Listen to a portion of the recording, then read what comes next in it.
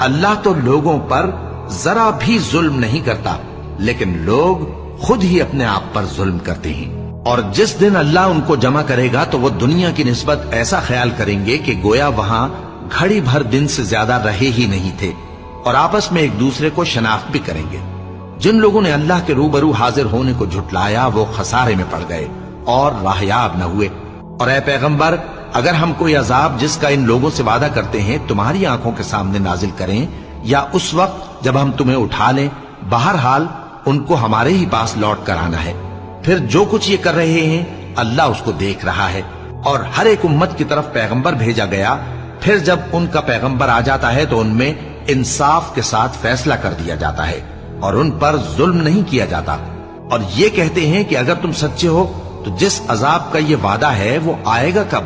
کہہ دو کہ میں تو اپنے نقصان اور فائدے کا بھی کچھ اختیار نہیں رکھتا،